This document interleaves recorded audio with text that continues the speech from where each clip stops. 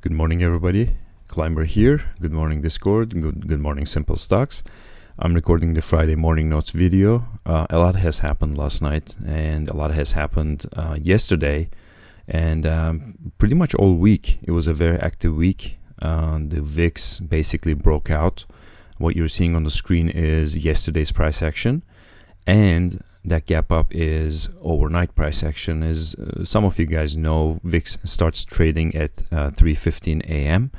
and the equity markets open at 4 a.m. in the US, the pre-market action. So what you're seeing here is that pretty much soon after VIX started trading, equity markets opened, which is right around here, somewhere around there, 4 o'clock. There was a little bit more downside, then a recovery, then 7 o'clock. Right on the dot, somewhere around right here, 7:05. Trump comes on the mic. Somebody asks a question and said, well, do you think the China additional 100% on top of the existing tariffs will be okay? He said, oh yeah, it'll be okay. I don't think it's going to be a problem. And then the market rallies.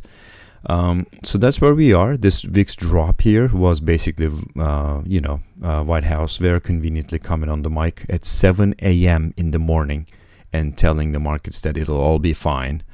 And then now we are kind of basing in that area. I think we're losing a little bit. So when we switch our charts to the actual price action, we will see that, so they're dropping a little bit. But the real story here is this guy. What's happening with Russell is going to determine what happens with the markets. I am insisting on that. I have been saying this since pretty much this area, since the summertime. So the summer area, this really big area here, they broke that. So they were able to establish somewhat of a good floor here. But now the recent price action is telling us that they are actually pretty close to testing the summer floor, right? What was a ceiling once is now trying to become a historical floor. And historical floors aren't put in that quickly. It actually takes weeks, sometimes months. And that's what we're seeing here. I still think this whole area above 2474, maybe above 2503 will become an art piece. It'll become a kind of a sculpture and not be traded a whole lot more. But it's kind of too soon to speak about that, to say that. For now, we will just worry about what they're doing. And what they're doing is that the drop from Wednesday all the way down to basically overnight drop was 5%. That's pretty significant. And all of this happened, imagine, like all of this happened just in a matter of, 24 to 48 hours, right? And recovering, how much of it? I bet you this is 1.5% or something from the bottom. Let's take a look at it. And recovery, this pre-market, is 1.63%. That's really unreasonable. It's a very unreasonable pre-market price action. And if you go to just about everything, like if you look at the mega caps collective, this is how aggressively they're buying everything. It is not normal for every single chart in the stock market to look the same. This is the mega caps collective, the 8 biggest names in SPY. This is the sectors. Out of the 11, I usually put 7 or 8 here. Let's go to the chips. This is some of the biggest chips, or the biggest 8 chips. Every single chart in the stock market is the same. It is not normal. Let's look at more. I have a chart I call the CRAZIES. HIMS, CoreView, Palantir, SMCI, Circle, MSTR. Identical charts. Let's look at more charts. Let's see if I can also show you. We did the chips. Let's look at the financials. Let's turn on off all the indicators. Look at them. Pretty much the identical charts. So what we're seeing across the board is that people are basically, and the best one is to see them is actually the mega caps chart, which we didn't check, is this one. People just on pre-market since 4 a.m. they're just buying the market. Everybody is hoping for a V-shaped recovery. They may get it. They may get it this time around one more time, but it's going to be really hard. There's a big difference between VIX 18, 19, VIX 15, and VIX 25 and 30.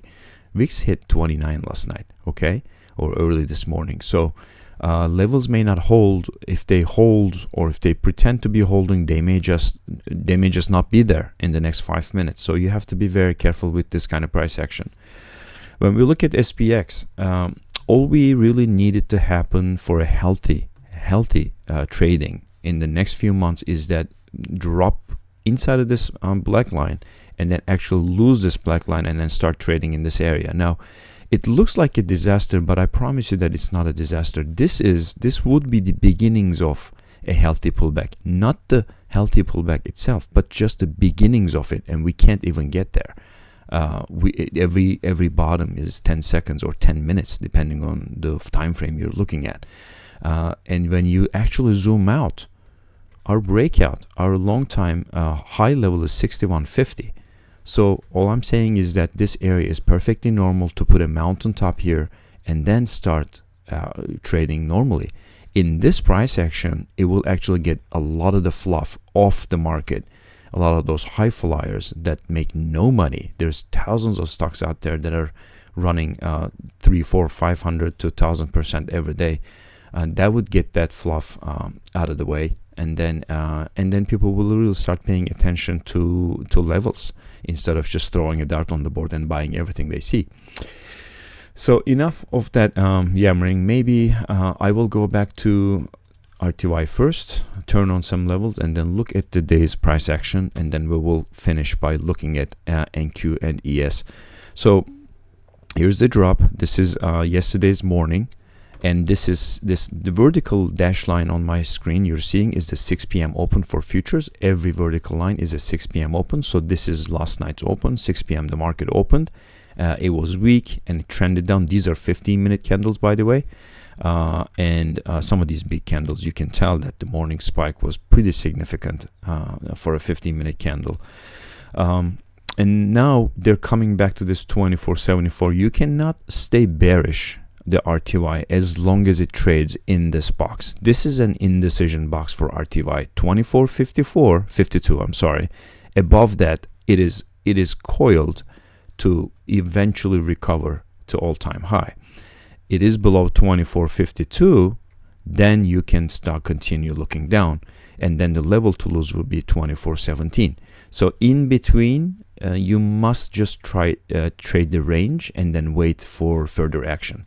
You can't really take long-term directional positions inside of this box between 2474 and 2452. Okay, if we go to the 2 minutes, here's the morning spike at the 7 o'clock thing.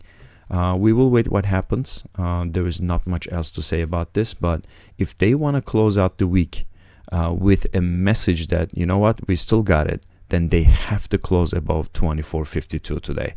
No questions. There's no doubt in my mind that it'll bring more weakness, a close below this line.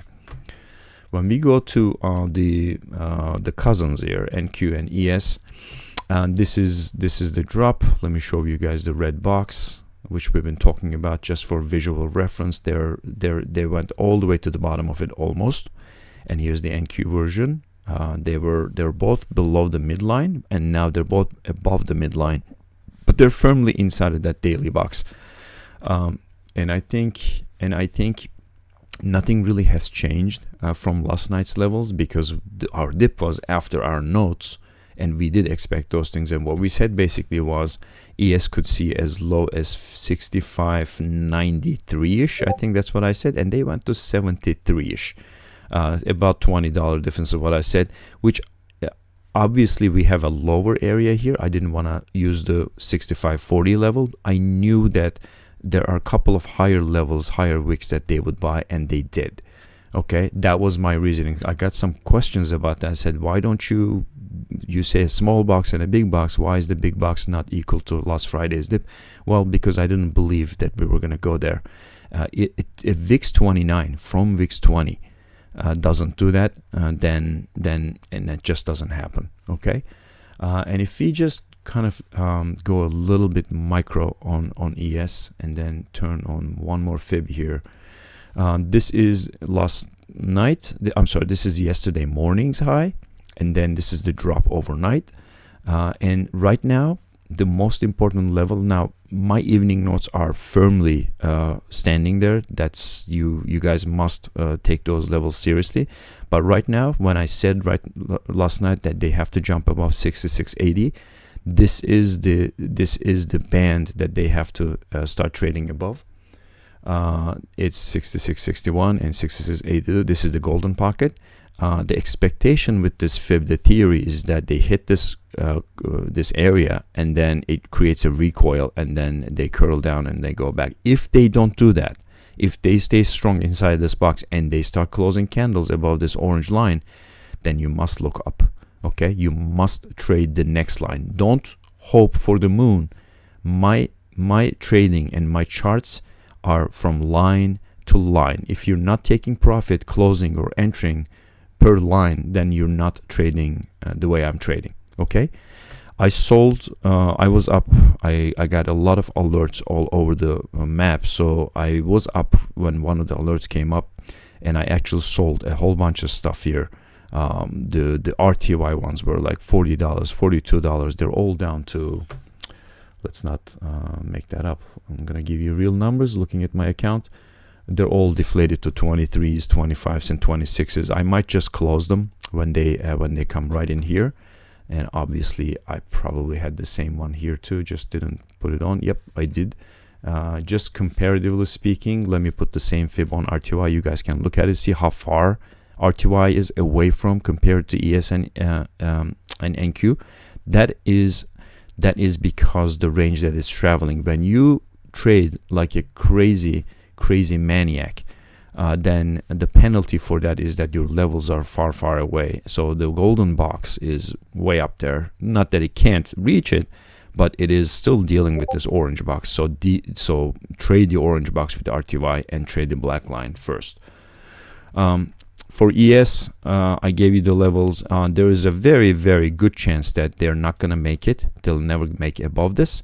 And the downside, make no mistake, the downsides will be so fast that you won't be able to get out of your longs. So be aware of that. When VIX is trading in the 20s, every single ATR for every single time frame, say for 2 minutes, becomes enormous. A 2-minute candle can have $30, $40, $50 in it. So make no mistake, that just doesn't happen when VIX is below 20. Okay, so always be aware of that. And the other side is also true, you know, the upside. For NQ, here's the fib, just so you guys have a good visual on that. On the 15 minutes, here we go, and they are about to hit the same level. So the level they need to start trading above is 24,872. When they are above it, expect them to recover more, maybe not all the way. But if they fail this zone, and if the session opens below that, we might actually, in my opinion, see a little bit of weakness first, like a kind of a recoil effect from this, maybe even from higher areas, maybe from the top of it, and then market maybe do another recovery. So I think it'll all depend on what VIX is doing and what other news cycle is hitting the wire. But today's Friday. I don't need to tell you, for those of you who followed me for a while, I know that it's Freaky Friday. Don't have any confidence on anything and trade from point A to point B. Okay, I'm just looking quickly to see if there's anything else I want to see. There's one more thing that I would like to say. We are now trading in the 3% 10-year regime, so it's a pretty big deal for US. The 10-year yields closed below 4% yesterday, and we'll see if it stays there. If it stays there, ZB will continue its rally, and that rally is basically just having a normal price action right now. But we reached as high as 119.11, and I think the next week's goal will be getting above this 119.26 line. Okay, I hope this helps, and I hope you guys have a great day, and I'll be in Discord and hit me up with questions. Okay, peace.